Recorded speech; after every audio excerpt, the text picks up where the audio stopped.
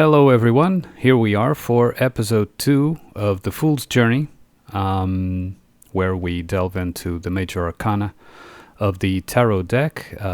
Today we're going to focus on cards number 2 and 3, which means of course the High Priestess and the Empress. But before we go there, I would like to read Cubstar's comment as we requested in the previous one. Bach hasn't yet had the time to comment on his part that we asked, but Cubstar did, and even before that, of course, welcome Silas. Hi there. Yeah. Okay, so let's start with that. I think it would be best to as a segue to move on to the other cards, to read the comment and even comment on the comment. So Cubstar replied with this comment: "Great talk. Some tarot decks have the crocodile on the Fool card to represent the pitfalls that may come from straying from the right path. To answer your questions, the symbols on the table are Aquarius, Capricorn, and the arrowhead of Sagittarius. Great catch that the arrowhead looks like an eagle.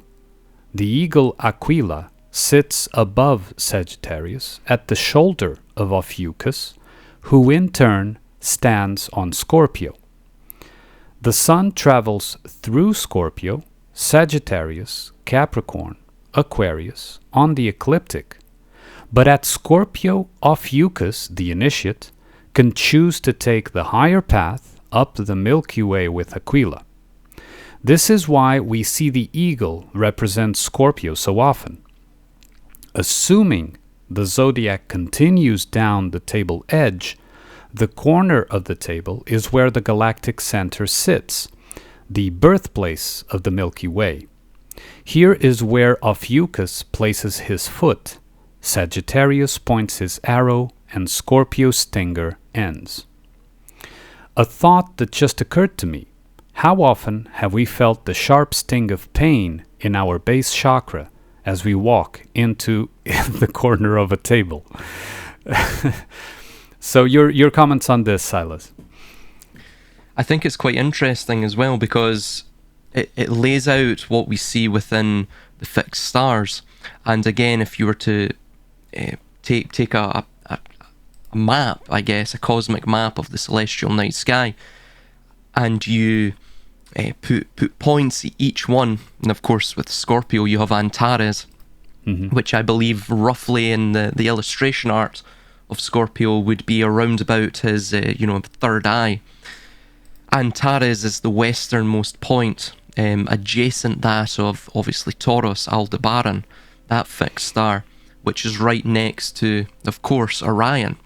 Orion is the sleeping or slumbering god who is within the dream.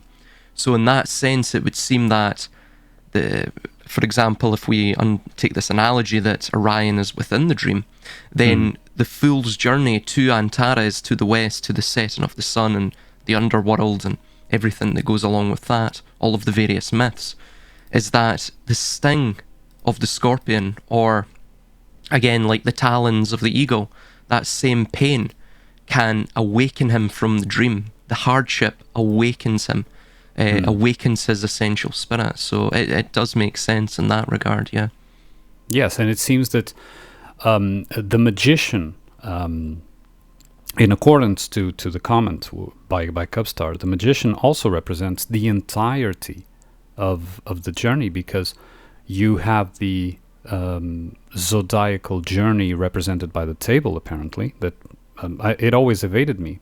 It was a great catch that you did in the last episode.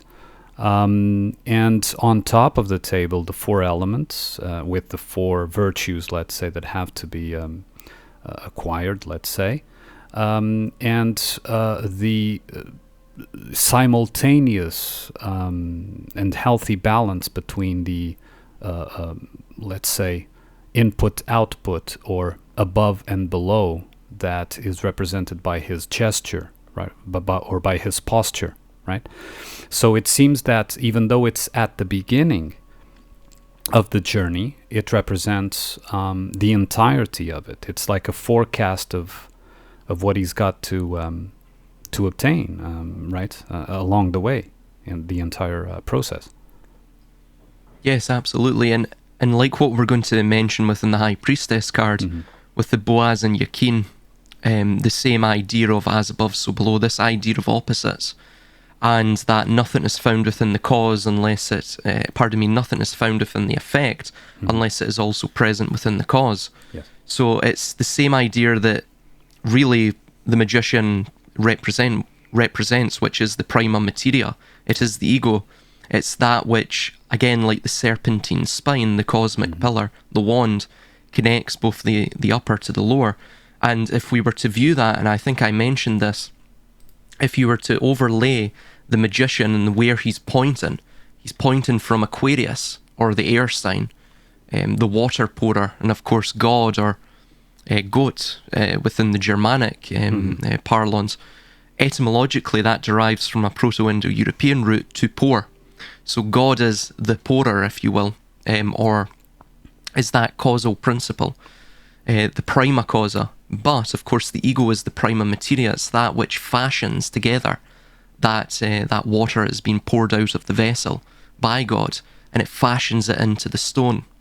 Now, of course, the stone in its natural form is jagged or is rugged, and it has to be hewn through this journey that we see the fool undergo. But interestingly, just really quickly, if we understand that the magician is at the center of the zodiacal wheel where he's pointing, so he's pointing from Aquarius to Leo, again, two of the fixed stars within the World Tarot card, then between every single zodiacal adjacent, meaning, for example, between Aquarius and Leo, there's a straight line between them, Gemini, Sagittarius, straight line between them, so on and so forth. Ultimately, there's always 6, or half of the zodiacal wheel between each point. Of course, 6 is the number of the hexagram. It is the number of the world. It's the world. The reason it is the number of the world is because obviously the box or the cube has 6 sides to it, 12 perpendicular angles, and of course each square has 4 sides. So yeah, absolutely. Well, from commenting on what you just said, and this as a sort of a side note, that you say, and quite rightly, that nothing is in the effect that wasn't previously in potential in the cause, is one of the main, let's say, arguments that I have to present the case that the manifestation of what is, to be seen as evil had to be already in potential in the creator, let's say. And when I say creator here, is not at a lower level, but, the actual essence. So the essence had to contain the potential for the manifestation of evil, and that is why what is considered, the devil, or, the dark side is manifest. Additionally, I would say, when you touched upon the ego as being the molder, or the sort of, artificer of sorts, it is in a way that, like I showed in my presentation, that the ego is the one that is supposed to fashion the personas in accordance to the context, right? So whatever you're going through, the ego is supposed to decide, okay, I have to, be more like this in this context, right? And for that, and this is interesting because as we've been discussing of late, or at least I have, the idea is always to weaken that fashioning capability, that forging capabilities of a persona, so that the personality is left abandoned. And in this case, I would consider that, of course, another type of interpretation that we could give to the Fool is that a mental personality that is left abandoned. And by being left abandoned, you could also interpret that the crocodile or the abyss will eventually take him. But the dog, the white dog, could also be considered that weakened ego that is seen as just a small dog, trying to get back in contact with the mental personality that is disconnected from it. Just looking at it from a psycho analytical, if you like, point of view. You have a point there. There's a term in Greek called amarantos, which means the unfading. Literally, it goes beyond this idea of eternality. It's something that is it's autonomous and it's unfading. And it's very much akin to what we see with the Fool, or the potential of the Fool. So the Fool itself may conjure ideas such as, for example, with what we see with the headless Orion. Right. In that sense, it is missing the fifth and, again, amarantos or amarantian, the unfading or autonomous principle. It hasn't brought the darkness, it hasn't made the darkness conscious yet. It hasn't made the unconscious conscious.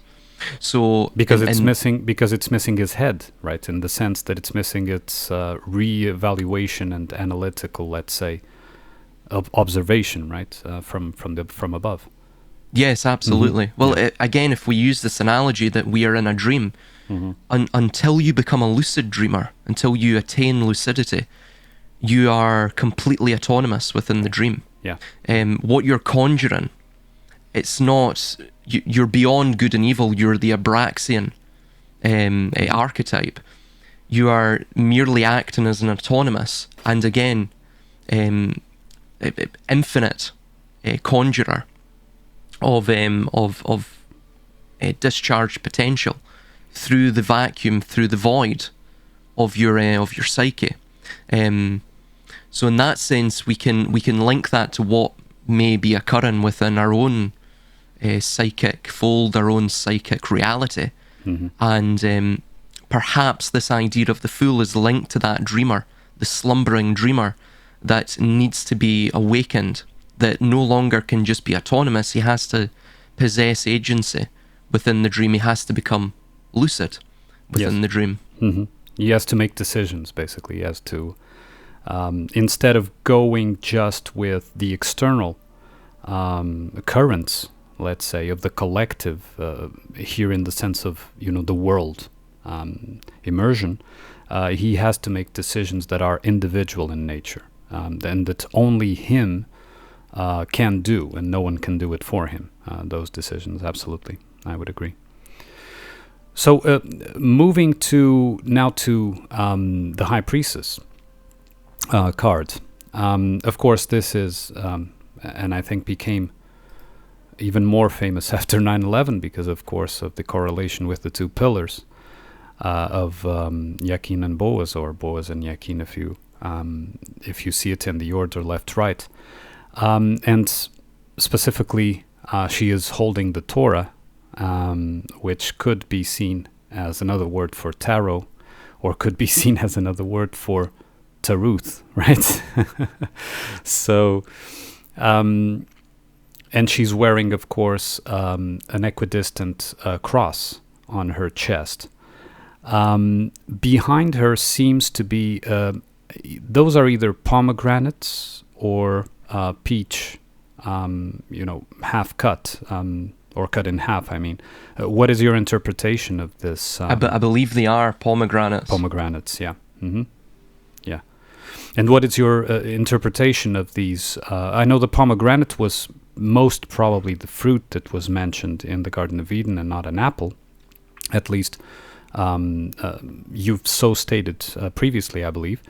But in general, in a symbolic sense, in general, what do you see and what do you extract from this imagery? Well, it's one side of the aspect of the feminine, which we see, for example, within the Empress. Now, this is the more priestly or spiritual idea of the feminine, as opposed to the Empress, which is the more physical, material idea in a very hierarchical way. So what we see with Boaz and Yakin, so from the one of the magician, from the ego, has been bifurcated or birthed the two. And again, that's further exemplified with the crescent that we see. So the crescent and the disc is very Venusian symbolism, of course. But I think with this, in terms of the fool's journey, what the fool is ultimately faced with here is this good and bad, this black and white, this dualism, the opposites. But he's beginning to understand that the opposites themselves are simply they're the same. They're the same principle. Ultimately, they represent the same principle, just mere reflections, like Cassiopeia. And in that sense, once he understands that, he understands his own psyche and he understands his own place with, not just perceptually within himself, within his own space, but out with in reality as well. And the reason, the conscious or psycho-spiritual reasons for existence. In terms of the Torah, that further, I guess, ratifies just what I'm stating, further clarifies it. That idea of the law is based upon things that are black and white. It doesn't take into account the grey. And in that sense, I think what we find with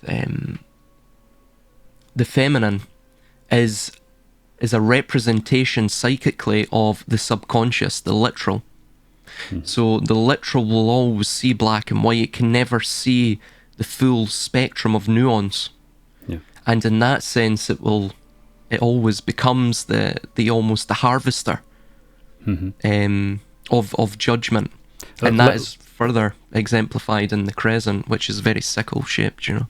Yeah, let me just comment on that, just a quick remark, that the feminine that we'll basically go into in this episode with the High Priestess and the Empress represents the creation part, so the manifestation part, the birthing of something, of whether it is at a psychological level or a material level.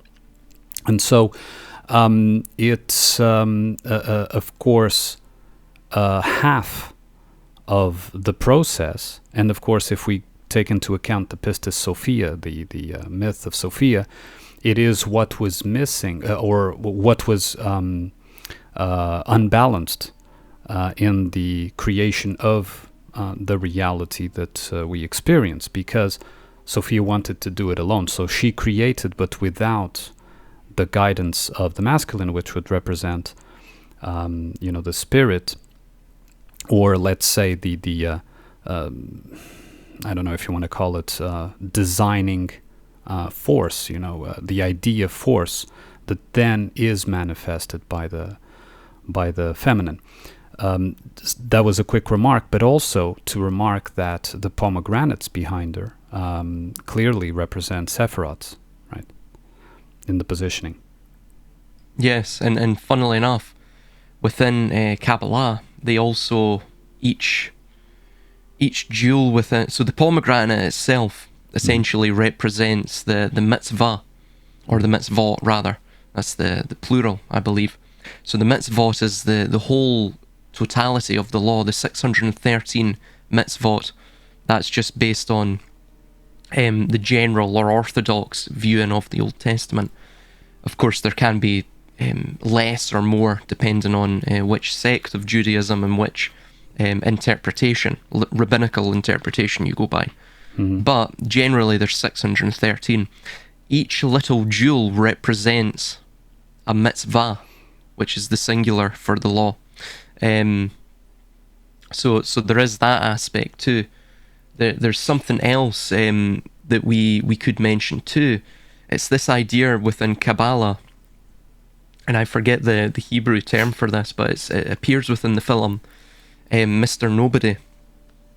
And it's this notion of course, the feminine and the moon being related to, like what you're stating, this principle of a manifestation within the material realm.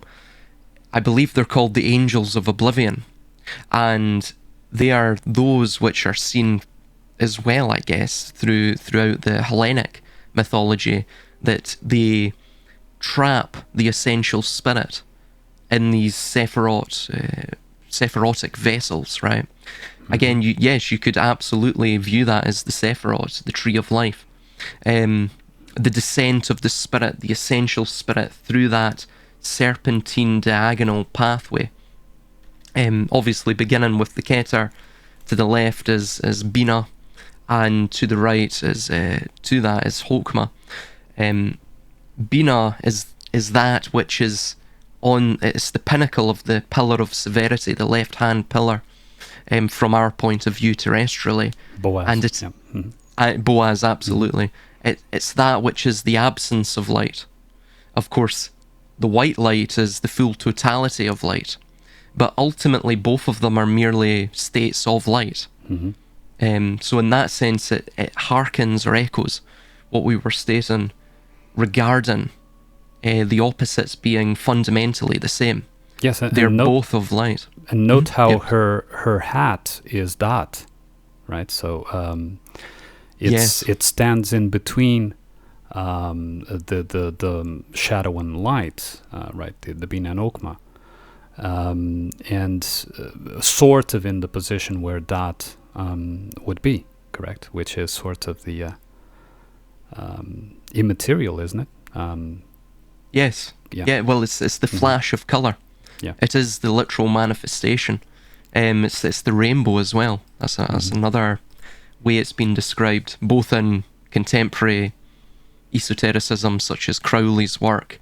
It's also viewed as the peacock if you view it in alchemical terms, alchemical symbolism. It appears within the Splendor Solace as well.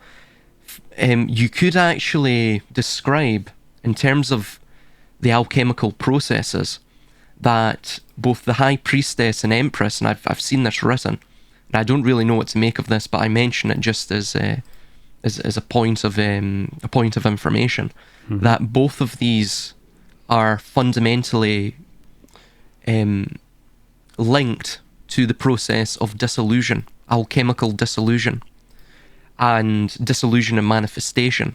The Empress is the further manifestation of that, again, as I was mentioning, in the more earthly or material vein. And then the cross would be Tiferet, which would be the balance, right?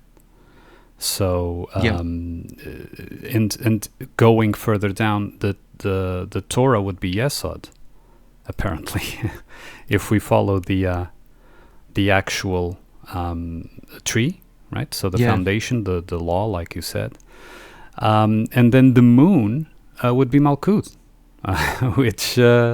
which actually links pretty well with what we're saying. So it seems to be really a representation of the tree of life. Yeah. Yes, absolutely. The Torah, Yesod, or from Hebrew, foundation. So the foundation is the law, of course. I think it was Moses that stated, I'm not sure where this appears within the Old Testament, but I'm paraphrasing, but he says something like, if you will not live by the law, then you will die by the law. So fundamentally it is life and death. That is what the law is. Tiferet, that idea of, again, like what we see with Cassiopeia, with the four fixed stars. You see it within the Empress as well. You're actually going to see, I believe, the heart shape, the Tiferet shape, Tiferet is obviously Hebrew for heart. It is the center point of, in essence, the Sephiroth. You also see the same idea of the World Tarot card with the four palm trees right at the top surrounding Da'at. And Da'at means knowledge. The longer term for it is Da'at Tacton, which literally means the lower point of knowledge. The higher point of knowledge is another epithet of Keter. And above that is, of course, the Ein, the Ein Sof, the Ein Sof Hour, literally the limitless light of nothing. Yeah. That could be considered or viewed in terms of, let's say, the Elder Scrolls lore as the Godhead who is the dreamer, the autonomous dreamer. And that autonomous dream or dreamer is involuted down into Malkuth. So both Malkuth and the Godhead, or Malkuth and the Ein Sof, the Keter, both of them are they're linked in that sense. One is the higher essence that is not involuted, and one is the involuted essence in the material. Another two aspects that I pick up here is, note how her right hand, left in our perspective, to the left in our perspective, is hidden exactly because the shadow is hidden, in the sense that it doesn't work in the daylight. Excuse me. And her left hand is visible because it does work on under the daylight, under the perceived motion or action, and also that where Malkuth is, where the moon, the scythe moon is, her dress resembles waters, which would be, of course, the waters of the abyss, let's say, of the chaotic, where we try to make some meaning and order from, right? So these two aspects, I think, are relevant as well, no? Oh, absolutely, yeah, yep. The water as well. The water also, there's this idea of enlightenment is literally pulling back this idea of revelation. It's the pulling back of the veil. And of course, what is she wearing but the veil? So at the higher essence, she pulls it back. But of course, at the lower points, it resembles water, because water, essentially, to those who, of course, look into water and those who dwell within water, light, the further you go down, light becomes less and less visible until you enter the abyss. Another thing to mention as well is this idea of manifestation and the triadic dialectic of manifestation, the Holy Trinity, if you will. But, for example, we see it should be an H at the end of Torah, but that is missing. Funnily enough, the H itself is quite important just in a purely pictographical sense. The H is the strongest bond within welding, within mechanical welding. It conjoins the H, like what we see with the High Priestess here, conjoins both the absence of light and light itself. So fundamentally, it is the dissolution of the opposites and the conjoining of them through manifestation. So that's another thing to mention. Oh yes, she sits upon the hewn stone. So in that sense, like what we see within the magician, the ego manifests this jagged stone, but it is the law, or of course in this sense the Sophia, the wisdom, or the knowledge, which branches both understanding and wisdom together, Bina and Hokmah, which produces that hewn stone, which produces the dissolution of the opposites and the full understanding, the full panoply of knowledge of what existence and the self is about. Yes, and she's sitting on what could be considered a white monolith block of sorts, which means that her intentions are to ascend, to aspire to ascension, while, for example, later on we'll see in the Devil card, he stands on a black monolith of sorts. That is actually very similar to smartphones, isn't it? But but we'll leave that discussion for when we reach there. But I think that it has symbolic meaning, that it is white, that the stone is white in this case, because it would represent, at least from my point of view, the intention of the priestess. So she is not regulated by lower instincts or impulses, but by the higher desire to attain, whether you call it enlightenment or whatever you want to call it. I think that is important as well. Yeah, she actually could be viewed as the priestess of water in that sense. Mm-hmm. And of course that links with the chalice. It links with the womb, Bina, understanding. She is beyond the dualities, but she manifests them as a way to almost maintain existence itself and the perceptuality of existence. And of course this has, like what you've just mentioned as well, it has connotations to the psyche, because all of them are fundamentally conjoined together. It is what creates the fabric of reality. And what we're just discussing here is, you could say, the archetypal threads of that fabric.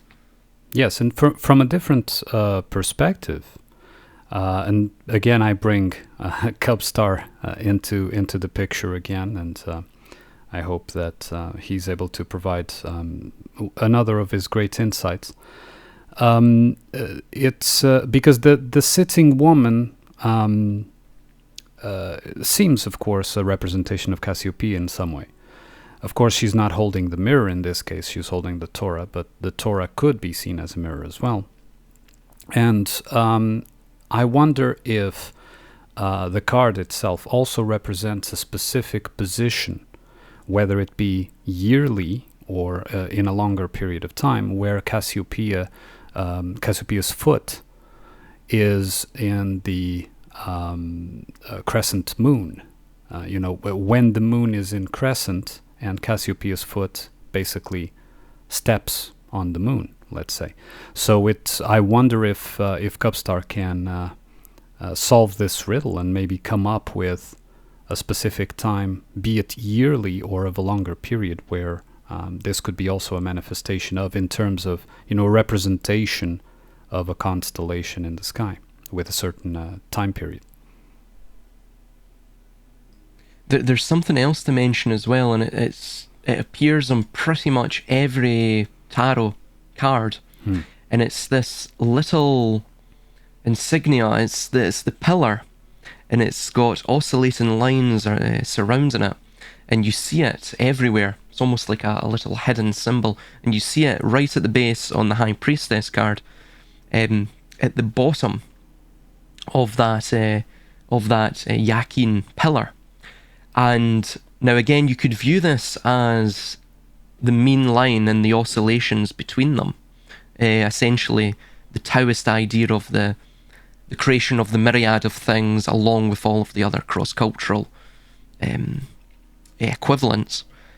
But interestingly, and I may be incorrect in saying this, but I'm sure that within, it's either Taoism, or it might be the Han Chinese idea of Nuwa and Fuxi, or Fuxi, both of the way one could write their names is, the pairing of the two is through that same similar symbol.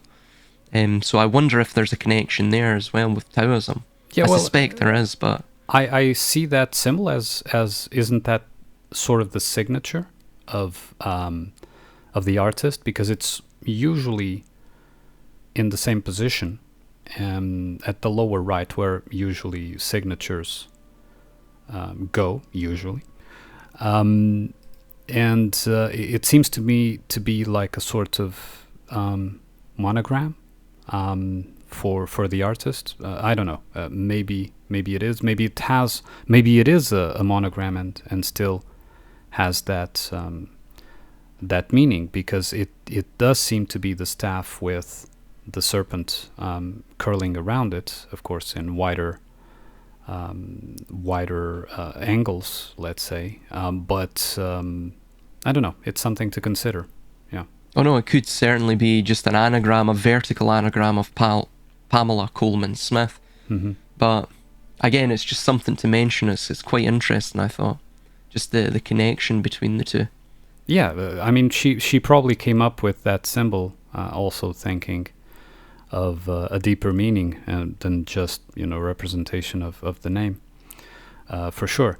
It's I think that something that is probably not talked about much is the fact that to each side of Dot, or the position of Dot in her headdress, you have a representation of the two horns. And again, I relate this to the card of the devil, because the devil has the horns as well, right? Of course, in this case, these are white, silvery kind of horns, so representing a higher intention in bringing the bifurcation under the orb, the dot, the wisdom at the center, while the devil is to, give in to the duality itself, give in to the impulses of the duality. But I think that this is also an important aspect, that from the knowledge, the wisdom at the center, that orb that you see there at that position, or that, I don't know how to pronounce it properly, the two are brought to a balance. So the Boaz and Yakim are brought to a balance. The two paths, the two pillars, are brought to a balance in that central point that is sort of the invisible point, right? The point of that is not an actual point, but an imagined point, correct? Yes. Mm.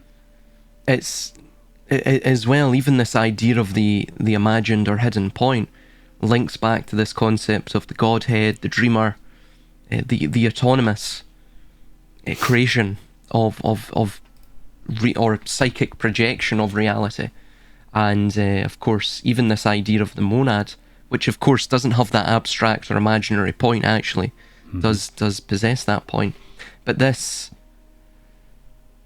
it's the way that the tarot is set up, like what you've just stated there in that example you've just posited, where we are drawn into certain symbols and we psychically populate them with our own understanding at whatever level we may be at, and it permits us a way to, like a canvas, a blank canvas, a void, in which to dream new realities ourselves. Yeah.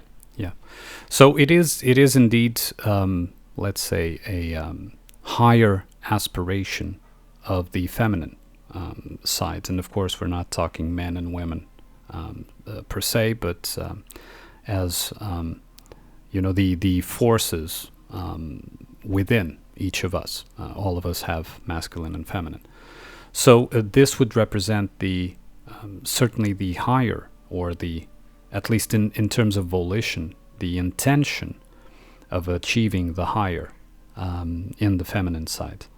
Now, when we go to the Empress, we get a bit of a different picture there, right? In the sense of, this is the feminine that appears to be entirely,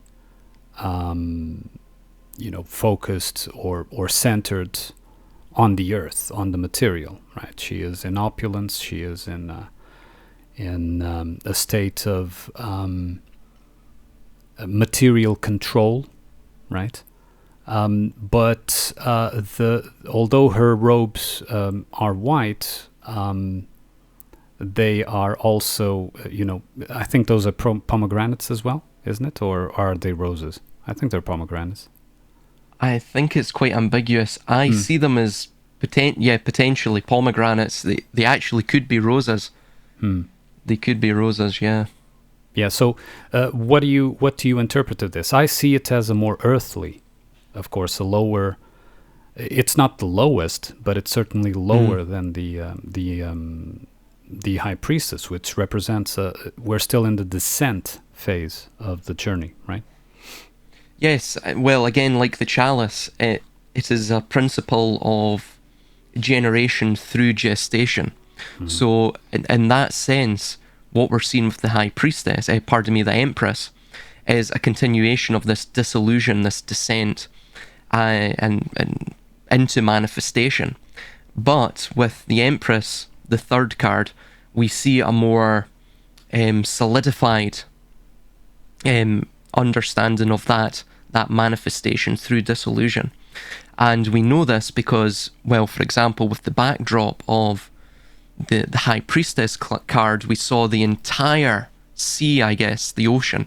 You no longer see that, you merely see the river, like the river Eridanus, the constellation that Orion travels down. The river is the narrowing of that potentiality. It is the steering of it.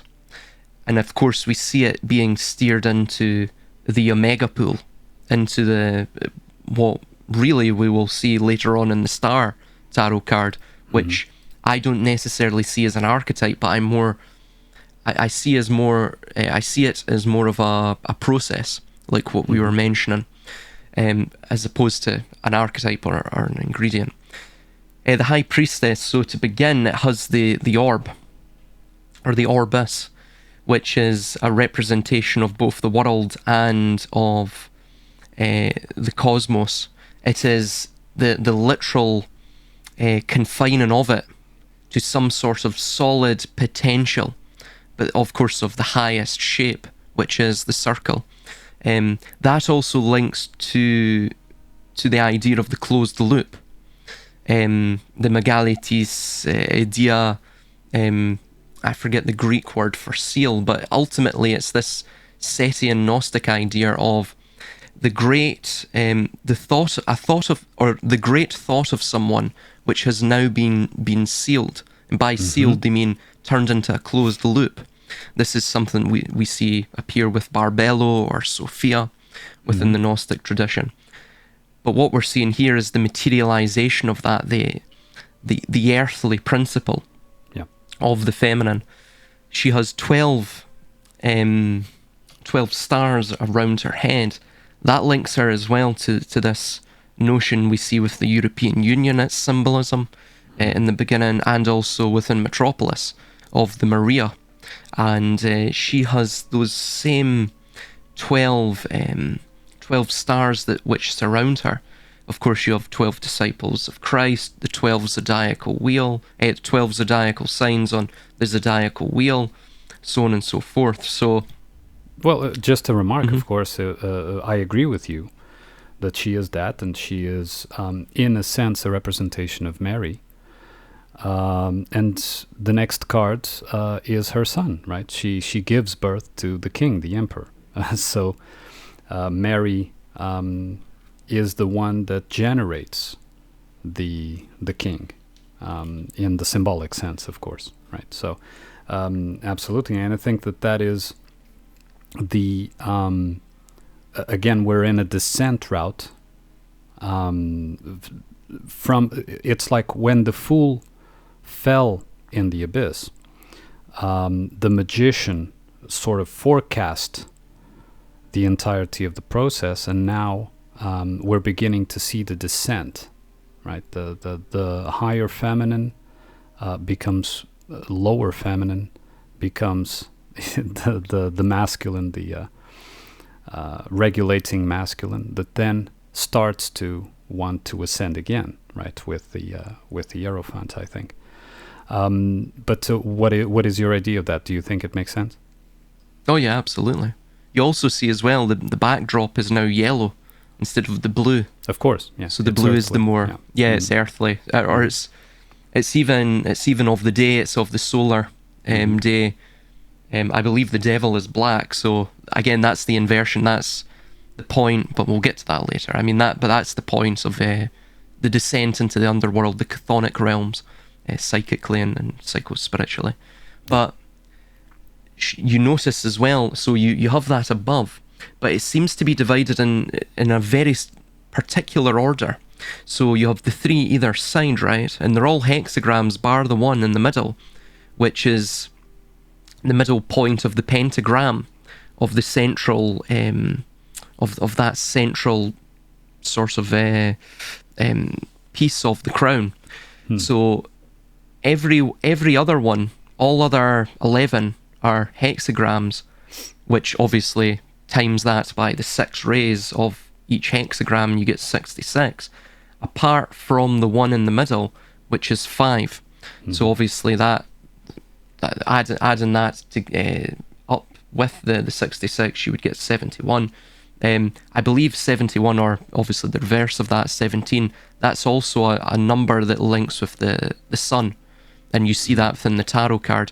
It's either the sun or the moon, I forget now. But that again, it's relating to that further in a numerical manner. Below that, you have the laurel wreath, which is the symbol of triumph, the symbol of the Trump, if you will. It's a symbol of the Caesar, of the material ruler. Material ruler. Whereas Rex Mundi, or in this case, queen. I don't know how you would say queen in Latin, but yeah. Yes, it's that sort of hierarchical apex within the material world. Of course, the one above could be seen as the cosmic material apex.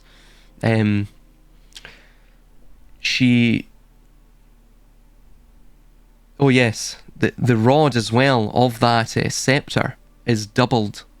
It's dual, which also links with the High Priestess, the Boaz and Yakin. And she's holding it from our left side. So again, she's holding it from Boaz, or strength.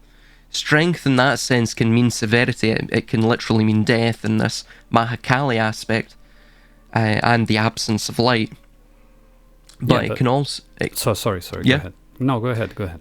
Really quickly, it can also relate to this idea of the discharge of energy, or the discharge of potential into energy. Yeah, the manifestation. Yeah. Exactly, yeah. I was going to remark upon the fact that she is sitting on red pillows. And of course, red would represent the lower chakra, so the foundational material desires, if you like, or impulses. And this is again linking to the idea of being earthly.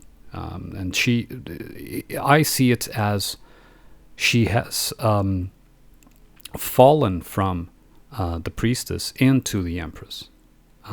She and this falling that I mean is not necessarily a negative thing. It's part of a process that she had to lower herself to a position that, although she holds power in an earthly sense, she seems to have lost that connection to that elevation that she aspired to before, or that she had before, right?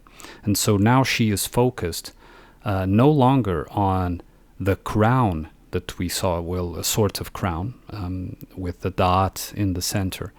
And her crown now is representing more, you could even say the zodiacal constellations being 12, but also the foundation that she comes from is no longer white. She's no longer sitting on the white, but she's sitting on the red, right? So the impulse, the passion, the the base chakra, basically, right? It would be that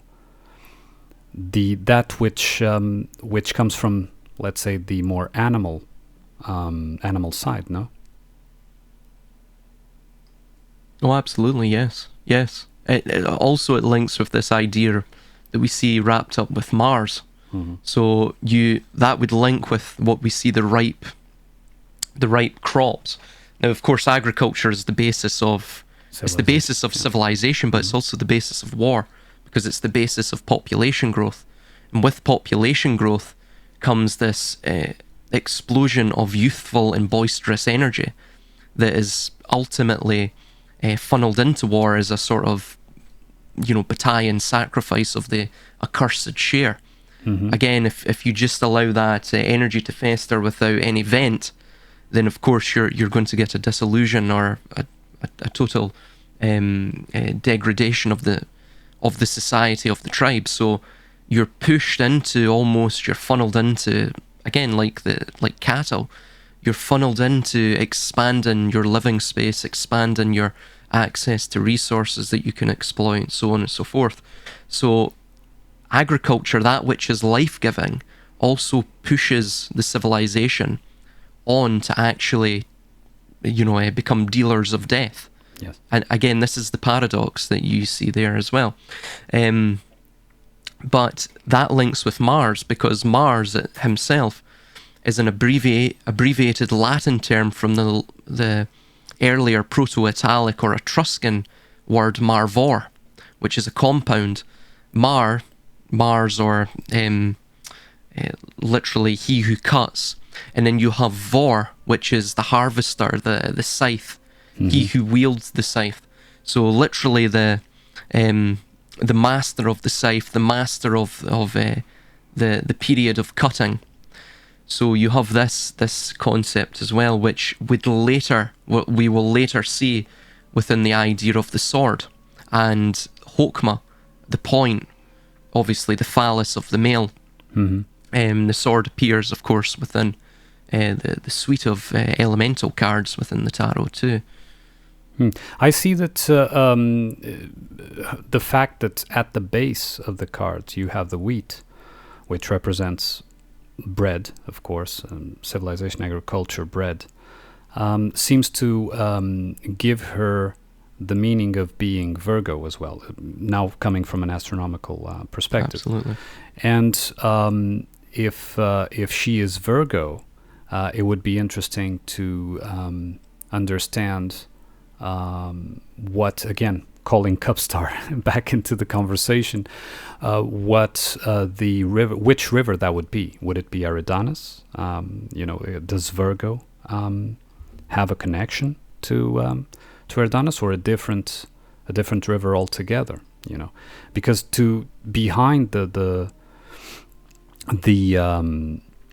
red pillows, we have another pillow. It seems at least to be a pillow with circles and crosses pattern that I don't know if it represents also something, but below her, to our left, her right, she has the shield, so it could be the scotum as well. I don't know if this is mere speculation on my part, or if there's anything there. So Cupstar, we call you back into commenting, but I don't know, Silas, if you have any remarks on that.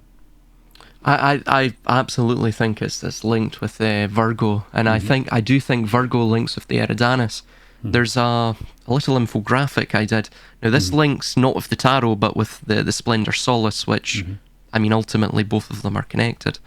And I'll just find it, but within one of the plates in the Splendor Solace, you see the same idea of the red and black initiate who has undergone some form of hardship, some form of baptism by fire, and he is emerging from the swamp of his own iniquity, and he is being given the red cloak, which is similar to the fornax. You could view that as the fornax, and he's been given that by Virgo, or by the divine feminine, the Sophia. But interestingly as well, the divine feminine is also wearing the same sort of garment that we see on the Empress, and furthermore behind her is a similar looking meandering river that we see with the Eridanos. So I think there's a link there as well. And I think, obviously, this tarot deck, the Rider-Waite tarot deck, and I think it was, Pamela Coleman Smith, the artist, she would have been looking to the likes of the Splendor Solace and such to find inspiration regarding that. Yeah. Yes, you also had a remark while we were discussing the High Priestess that about the heart shape, that I see it as could be a representation of a shield of some sort, with the Venus at the center. But I don't know if you want to remark on that now, because it seems like you had ideas about that symbology. Yes, absolutely. So we see that, I mean, even the pillows, so I'll work my way down. So, for example, the pillow behind her is that circular pillow which acts as the support. But in front of that is the square pillow. So you have that same sort of descent downwards. And of course, the red velvet almost looks as though it's the universal solvent of water. Again, another symbolic echoing to the High Priestess at the bottom of her dress. You see that as well at the bottom of her dress, this red and white, which again is the Red King Hermes and the White Queen Aphrodite, or and the Animus and Anima. And by the way, her shoe seems to be red, which is Dorothy's... the red slippers, yeah. We're actually going to see as well when we get later on with the Moon Tarot card, and there's a few other tarot cards where you see the yellow brick road, or the yellow road. Anyway, she's sitting upon the millstone, and you can see the coarseness of that millstone, it seems, with the various dots that appear within the image. Yeah. So it's coarse brick. Again, that's linked to the wheat, the harvest, the ripe harvest, so on and so forth. But you notice that you mentioned the shield, the heart shape, that further links her to this notion of Tiferet, right? And that being very similar to the magician, but it is the essence of descent. It is the essence of conjoining, acting as a bridge between the upper and the lower, the cause and the effect, the prima causa and the prima materia. So yes, certainly she is very much incorporated with that. You'll notice as well within in the middle of the circle of the Ankh is, or of course the feminine symbol, is the green. Now the green is the colour of spiritual unripeness. It is the colour of death, putrescence, decomposition. It's also the middle colour on the visible light spectrum. So again, it links with the horizontal line of that crucifix. It is the earth.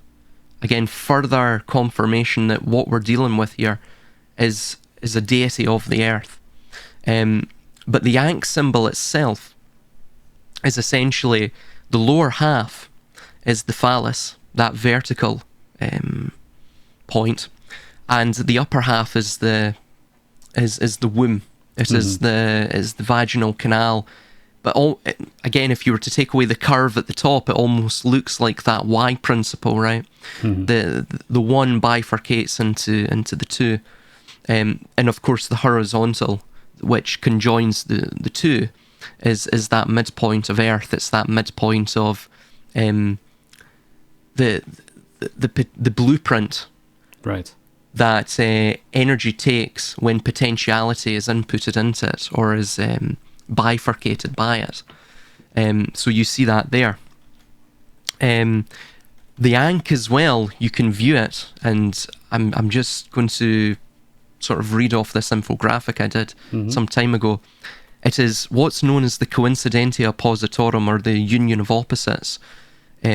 P, which is the mutually complementary paradoxes, that's both sides of the horizontal line, which are obviously cut in half by the vertical line and the circular monad at the top that's shaded in green here. So you have order and chaos on one side, right, on both sides, or Boaz and Yakin, P1 and P2. And then obviously you have the nous and intellect right at that conjunction point between order and chaos and the monad.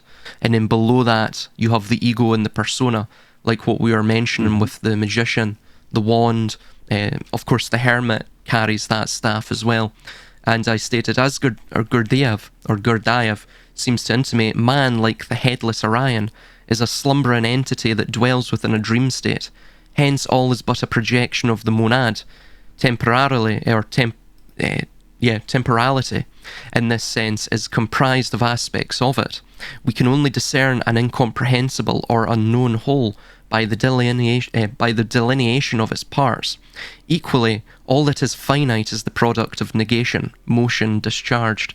So essentially what you're seeing with this, that symbol of the feminine, is ultimately the oblivion idea, where everything that exists within this abstract vacuum of the monad, the circular part at the top, goes through a process of dissolution through order and chaos, through the mutually complementary paradoxes, the coincidentia oppositorum. And then through the mind, it is projected into the ego, the personas, and then of course the rest of reality. So ultimately what you're seeing here is a projection of potential into its discharged and differentiated state of manifested energy. Yeah, I agree. Could from also going back to astronomy in relation to astro theology, and again, Cubstar, please. But do you, Silas, see a connection that, for example, this could represent Venus within the Scutum constellation, passing within the Scutum constellation as well? Would that be a valid interpretation? I don't know if that ever happens even, but I'm just wondering if this is also a representation of an astro-theological moment, like a snapshot of a moment in astro-theological terms. It perhaps could be. To my knowledge, I think the Scutum is quite a new constellation, and by new I mean 17th century or so. There was the French and several French astronomers during that time period. They actually brought forth a lot of what were at the time non-traditional constellations. They created a lot. I'm not sure if the Scutum is part of that. I would suspect so. I know I think it's called the Calum, or the sculptor's chisel is part of that. I'm unsure about the horologium, or the clock.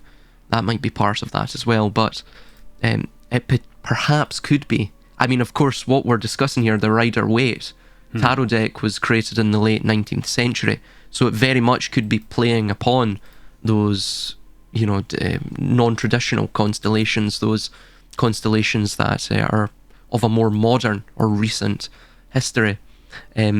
Something to mention as well is that in terms of Virgo, that Virgo is both the morning star and the evening star. So it appears at the beginning of the day and the end of the day.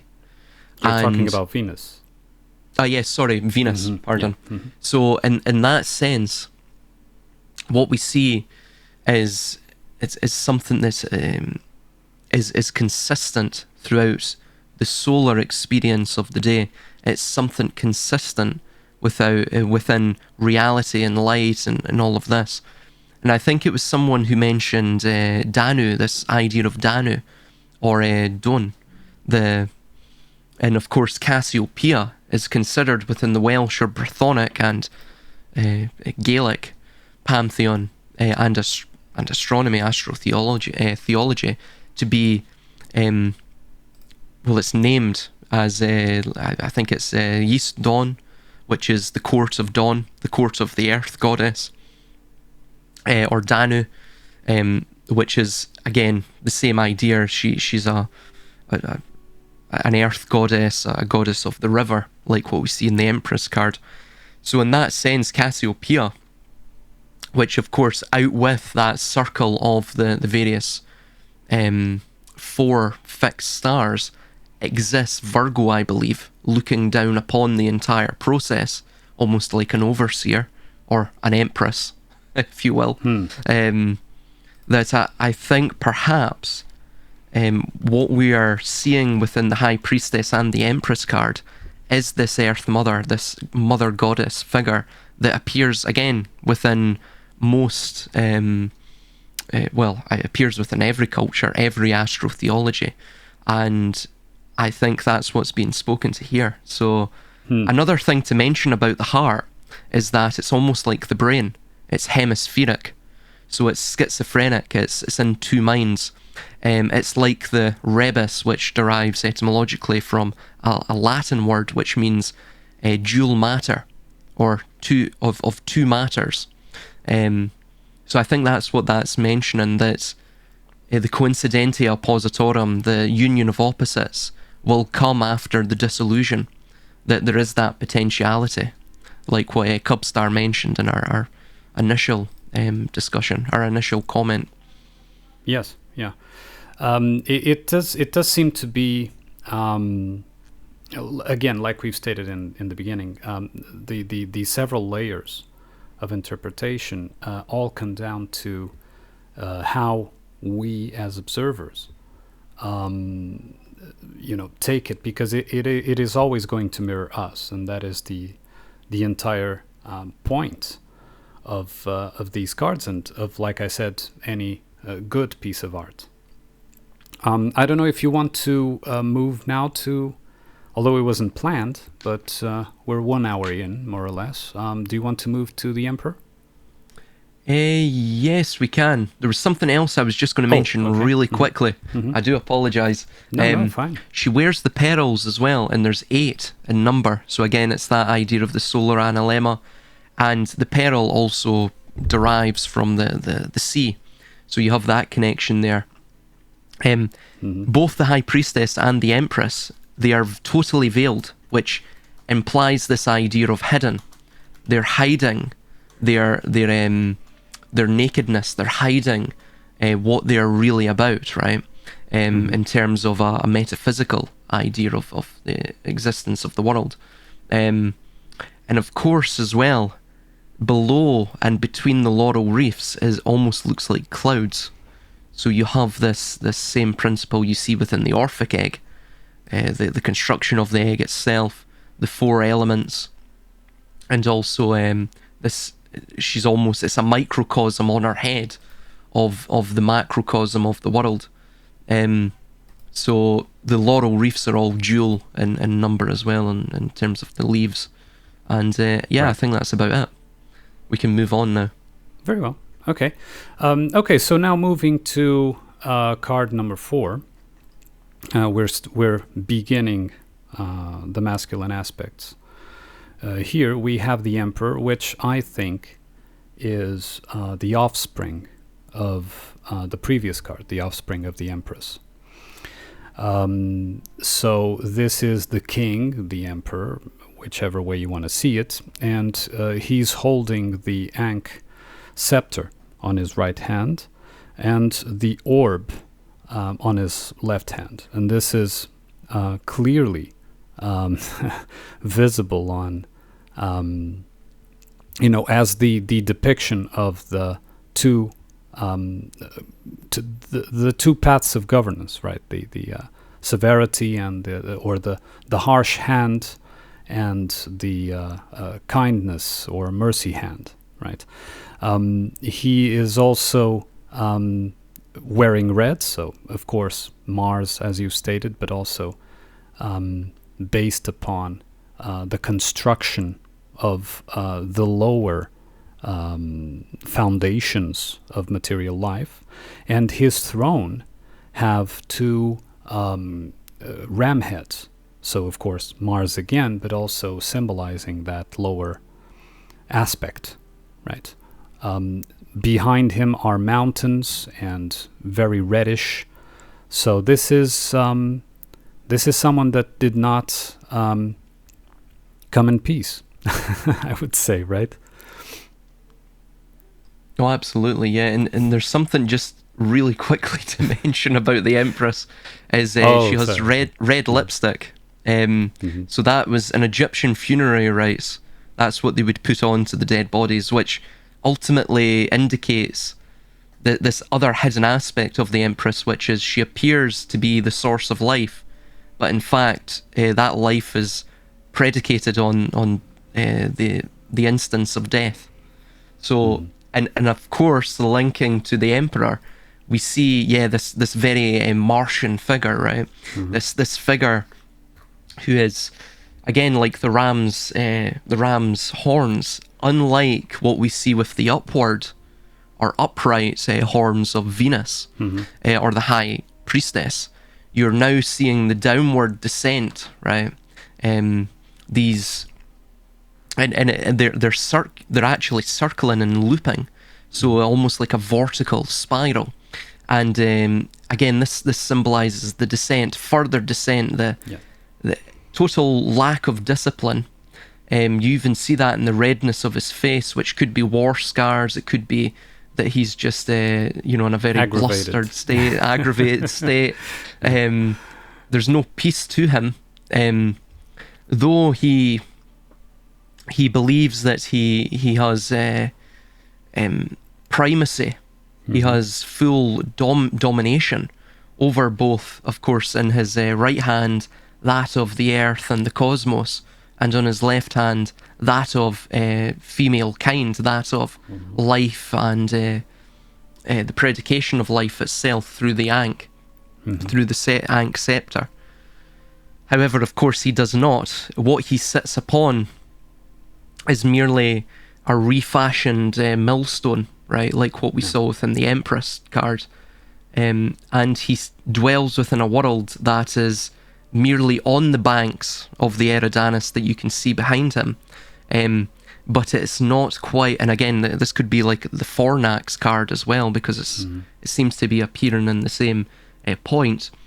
And you also see that for the Splendor Solace. I believe it's plate 10, the plate that I was referring to just previously. And just a remark, you see that the land that is visible, it's either barren with the dots, so it seems to be barren already, even though it's by the river, and behind it you see the mountain, as this rough, the idea of this rough world that he lives in. His perception of the world is a rough, barren place, where basically empires eventually turn to, right? They make barrenness and roughness by force, through the idea of obtaining a peace. They actually, like you've stated, deal death, and they apply death, and they bring death to the existence. Yes, I think it was Calgacus that stated that, and he was a Caledonian chieftain, I believe, and he stated that Rome promises peace and civilization, but they bring nothing but desert. And I think that's the same idea, right? It's the same idea that we see. But there's also, in his undisciplined approach, you notice as well that he's at the bottom of the mountain. So he's not even reaching into the heavens. And there's this real danger of his position that he's totally unaware of, because of the red sky behind him. And in that sense, what we see with him just sitting down, falsely, wearing the crown and with the scepter and the orb, again, almost him attempting to become God, to become the Keter, the Hokman, the Bina, but merely through material means, is this sense of stagnancy. It's this sense of impending doom that he is totally unaware of. And even him sitting upon the throne is this belief that he's already reached that great promised land of spiritual enlightenment, but ultimately it's just stagnancy. He's in a sedentary position. He also wears armor as well, very strangely, upon a throne, But again, this further symbolizes that he's closed off, that he's paranoid, that he's not open. Well, it's like he's saying, I am the only God and there is no other God but me, right? So exactly, yes, exactly. Where have we heard that before? Oh, of course, yeah, of course. But you notice as well at the bottom of his throne, there's a sort of arch, an arched close. And funnily enough, that's where the Latins and Greeks, that's where they would place statues of their deities, of their idols, of the gods themselves. So I wonder, this idea that there is no God but me, he sits atop this place where an altar of the gods would be placed, or a statue of the gods would be placed, and he places his feet there. There's also this idea as well of the cyborg man, of the man who appears to be a man, but there's something quite off about him. He wears metal skin.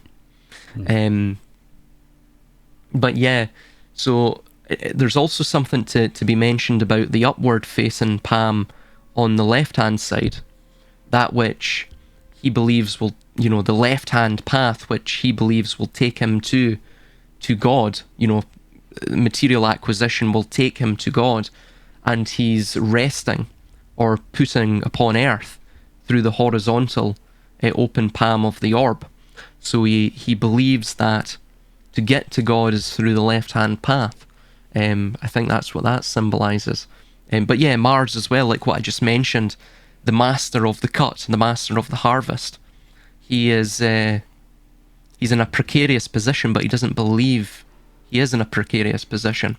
And also as well, the wise old, almost hermit-looking, there's a Jungian term for this, and I forget. The wise old man, yeah. The wise old man, the Sarnax, or Cernax, I believe. So this archetype, it belies what he is actually about.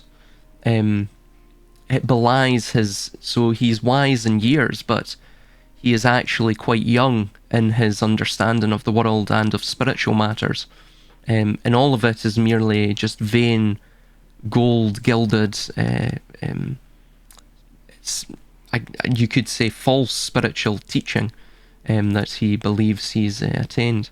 Yes, in another layer, you could say that he considers the left hand to be holding the world in his hand in a material sense. So I own the material world through my right hand, through the rod on my right hand, right? So I command the material world.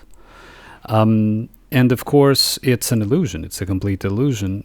As you've well stated, if he does own anything, it's a barren, rough world and not, a heightened existence. So his position is, like you've well stated, very precarious, because he is about to understand that materiality will not do. It will not be enough. It will not be the end point that he thinks will be, right? There's this idea in all conquering personalities that once you have conquered, you have attained. And what is found is that once you conquer, you actually see what you're missing, right? By having gone through the entire journey, because you've made the world barren through your conquest. Your world, at least, your perception of the world becomes barren, becomes red, becomes bloody, becomes low through the conquest, through the intent and the pursuit of the conquest. So I think that could also be a layer of interpretation, no? Oh, absolutely, yes. Yes, it's that idea that you've searched far and wide across the entire four corners of the world.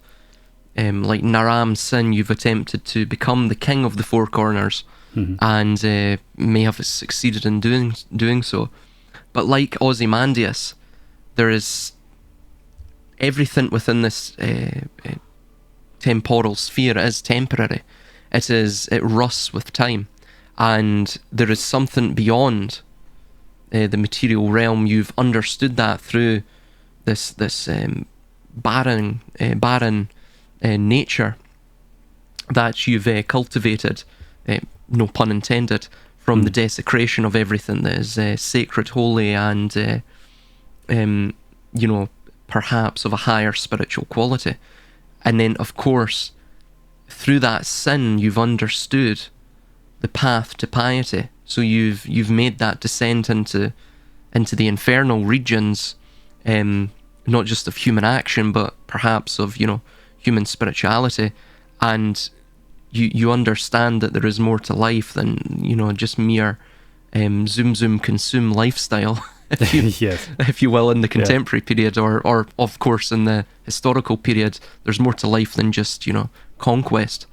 Yes, this is the first low point in the trajectory of the journey, right? It comes from a very childish kind of perspective, and that's why I say that he is the offspring. And it's very childish because it can only perceive, as of yet, the world in its material sense. So to conquer, to master anything is to master it materially, right? Is to exert material power instead of an elevated power that comes from wisdom, from understanding, from integration. He is completely unintegrated in that sense. He is set loose upon the world like Yaldabaoth in the myth. And he finds himself basically as the highest, when he's basically at the lowest level, right?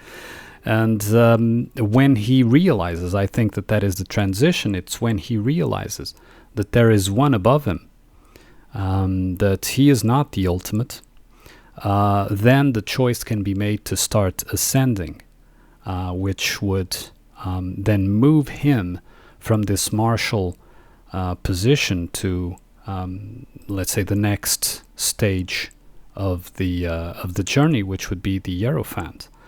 Of course, linked as well with material religion, certainly, but already a step further, let's say, in the direction of trying to move away from materiality. Do you want to go into the Hierophant now, or do you have... I have a few more things to say on the Emperor. Mm-hmm. There's also this, again, if we look back at the Empress, you see that her hair looks almost uncannily like the Emperor. So I actually don't think necessarily that it's the offspring. Spiritually it is, but I think the Emperor and the Empress are the same in a sort of spiritual hermaphroditic or androgynous sense. The Empress is the White Queen, the Emperor is the Red King. Mm-hmm. And again, Hermes and Aphrodite create the hermaphrodite. And that's not in a physical sense, though. Of course, there's certain cliques throughout our world today that want to make this into a sort of physical, materialized mystery religion, if you will.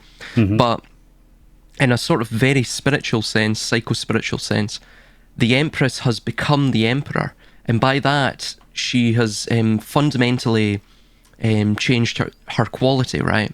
Mm-hmm. And again, with greater and greater amounts of time, increases that descent, that increase of lower and lower vibrational states, right, occurring, as we see throughout all of essentially the world in general.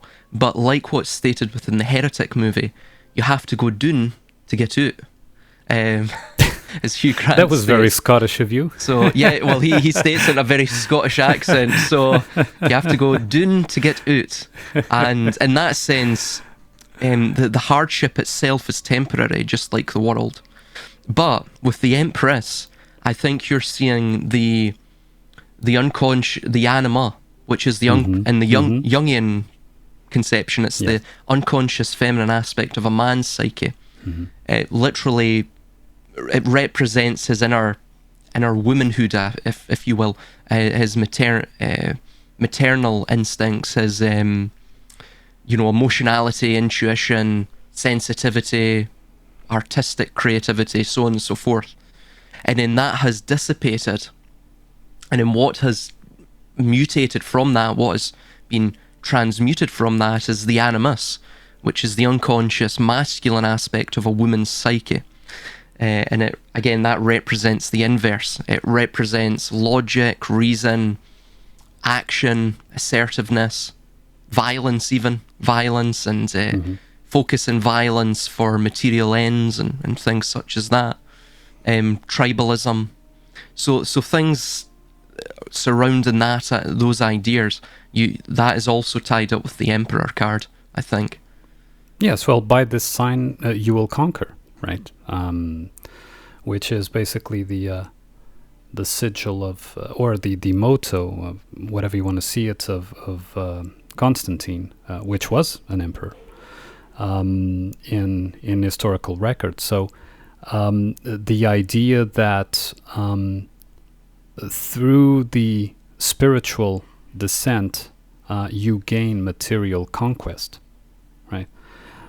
Through war, through martial activity.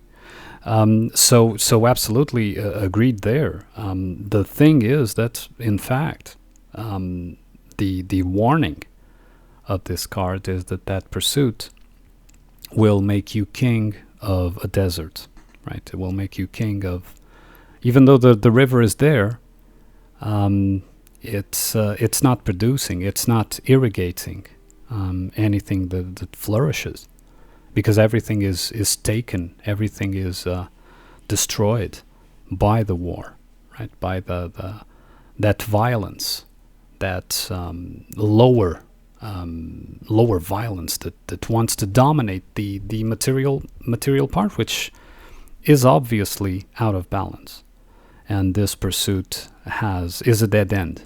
And I think that the Emperor eventually realizes that it is a dead end, and like I said, eventually becomes the Hierophant. That is still material in my opinion, but he's already trying to make some ascension, right?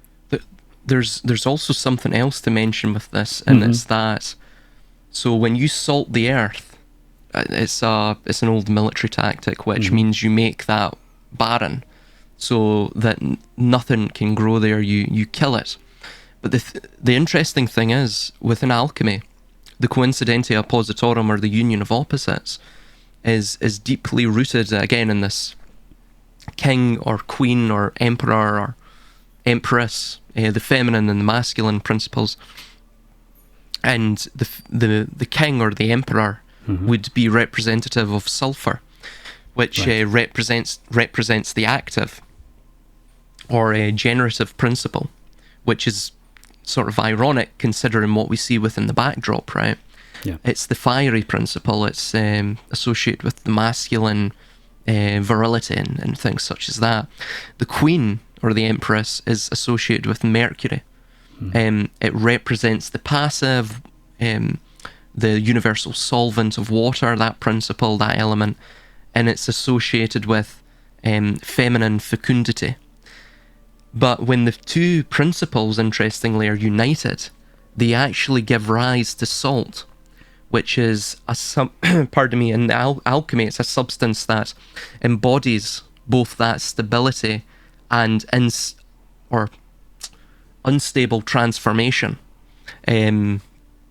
So in that sense, it's almost bringing forth the potential for the perfecting of those opposites.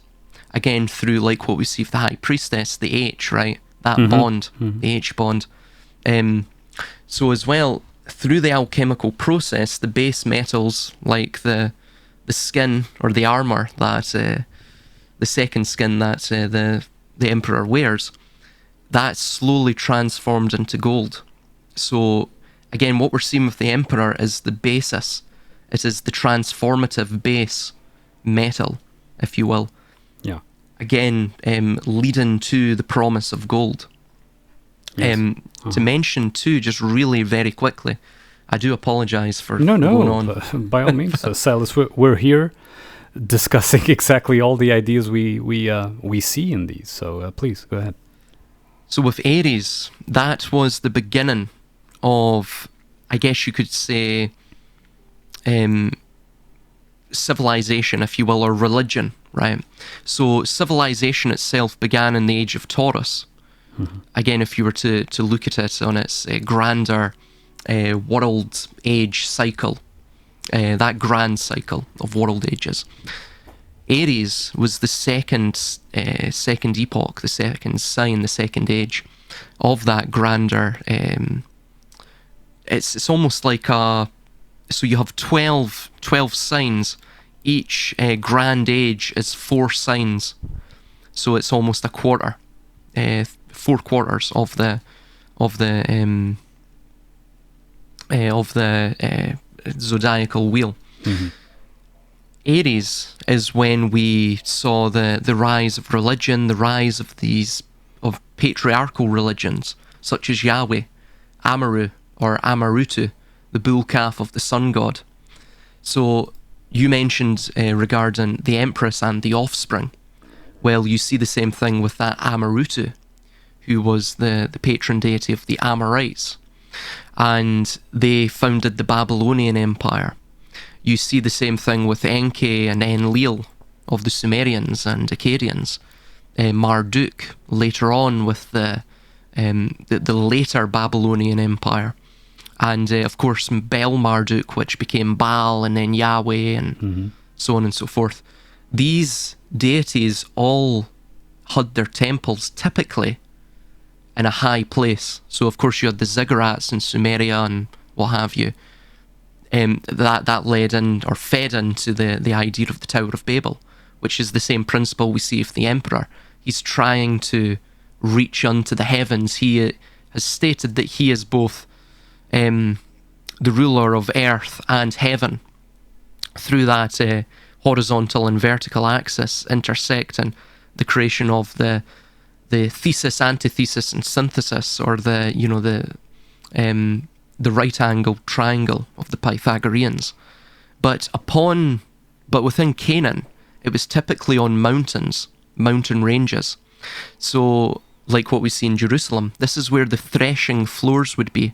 It's where the harvest was taken, and then through the threshing of the wheat, the beating of the grain, you would separate out both the kernel and the chaff, and the chaff was blown away by the wind through capillary action of the threshing. And so again, you have the elements, the 4 elements contained therein, but it's all wrapped up in this father figure, this patriarchal deity that became God. Whereas in earlier times, you had the mother goddess, the Dawn, the Danu, the Tuatha Dé Danann, right? In the Irish annals, who were ousted, destroyed by, I think it was the Milesians or the Milesians. Yes. Milesians. That came from Iberia, And they brought with them this more patriarchal view as well. So you're seeing this of almost this changing of the religious energies based around what we're seeing within the tarot card, and we can project that onto the world ages themselves. Yes, well, my first remark would be that it would seem that the High Priestess represents the element of water, the Empress represents the element of earth, the Emperor represents the element of fire, and the Hierophant represents the element of air. I could be wrong, but at least I see those as components. Now, in regards to the ages, as you know, and this is particular, it's not particular to me, but it's something that I practice very much. I am very skeptical about the historical records. So I think that, yes, the narratives do fit, or are made to fit the age's idea. But I don't think that the ages happen in that way, in such long spans of time. I think that one of the preoccupations of narrative building is to give it antiquity, give it a sense of, a longer span of time. It's like that fallacy of the call of tradition, I think it's called, that implies that tradition makes it authoritative, or something like that, gives it authority. And I think that they had the preoccupation of trying to fit the narrative with longer spans of time. I think things happen much quicker. The cycles complete themselves much quicker. And I don't know if the precession of the equinoxes can really truly be verified. Cubstar, give me your insight on that. But even if it does, I am not sure that it was that amount, huge amount of time that all these cycles go through. But again, this is just my perspective on that. It is there in the narrative, no doubt about that. They have that preoccupation, but it could be just as well a preoccupation to give themselves validity through the narrative. You understand? And we must understand that the world itself built upon language, and history is a world view built upon language, because we weren't there, we don't have direct memory of it, is always going to be in one way or another a virtual reality, right? Because we can never tell a story exactly as it happened. We can only tell our side of it, or our faked side, or our interest of how that story should be. Well, it's our frame of reference as well, which is always perception. And it's the perception is born of the psyche, which itself is, we're not even fully cognizant. We're in an amnesic state regarding our psyche, so we don't even fundamentally know how it functions, its complexities. So therefore, that which we're, viewing reality through, the lens which we're viewing reality through, that perception, is being molded and created by a psyche which we don't even fully, we don't comprehend, we can't really fully penetrate it. So yeah. So man, it's the virtual reality. Yeah, it's something that we always need to keep in the background when reading, when comparing the historical records. And I know that you do it from a perspective of reading a narrative, but it needs also to be taken into account that narrative could have been forced to give itself validity through a higher myth. So if I want to, it's like it would be done for, to give legitimacy to a usurper king, right? You have to build a story saying that in antiquity, spanning into the past, this lineage was actually the lineage that ruled that specific country, that kind of thing. You understand? And so you build a story, you build a narrative to give legitimacy to something that may have been through usurpation. You understand? As well, what we see on the World Tarot cards is we see those 4 cardinal or fixed stars. Again, from Taurus to Aquarius, from Aquarius to Scorpio, from Scorpio to Leo. Again, all of these, what we're seeing within the histories could actually just simply be contortions into this type of mystery school, which fundamentally gives it power and preeminence, like what you're stating, because it has this alignment with the mysteries.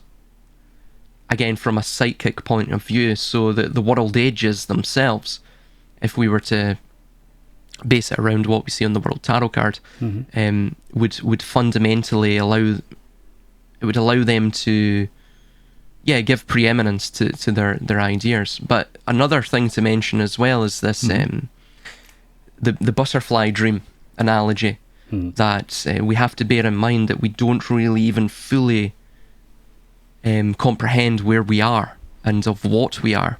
It was the ancient Chinese philosopher and sage Zhuang Zi who stated, "Once upon a time I dreamt I was a butterfly, flittering hither and thither. To all intents and purposes, a butterfly. Suddenly I awoke. Now I do not know whether I was then a man dreaming I was a butterfly, or whether I am now a butterfly dreaming I am a man." Yes. So this is the amnesic state that we reside within. So we have to be fully cognizant of that at all times. Yes, and my opinion, as you know, is that the amnesia serves a purpose of limitation, exactly so that our pursuit of self-knowledge is kept honest, right? Because if we knew the specificities, the details of past question and answer sections or sessions that we had, the answer we would give next wouldn't be an honest one. It would be skewed by that previous perception. Of course, the essence of the obtained wisdom remains and carries over, but the amnesia serves the purpose to keep the honesty, I think, of when you are asked the question of who you are, you give an honest, clean slate answer to that question that carries over the wisdom and the attained self-knowledge, but not the details. Otherwise, they would basically cloud the answer, I would think. Absolutely. Yep. Yeah. Okay, Silas. Well, we could move on to the Hierophant, but I think we're about 1 hour 40 minutes. So I think we can leave that, the Hierophant, for the next episode. Perhaps we'll find time to record it later this week if you have it, if you have that time. If not, then we'll arrange. And I think we're doing pretty well. I mean, how do you feel about this this new endeavor, this series? Oh yeah, it's brilliant. Yeah, I'm just looking at the cards. There's things that I haven't even really contemplated until we're doing this, I guess, deep analysis of the cards. There's new things just coming to me. So yeah.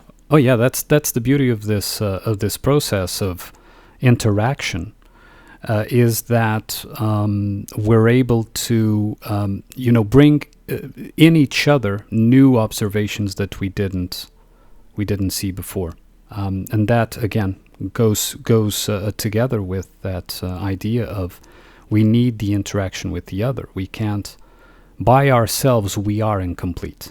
And that is the state of humanity. Humanity is in a state of incompleteness and requires the interaction with the others to find itself as an individual. So it requires the collective only to find itself as an individual. So absolutely, man.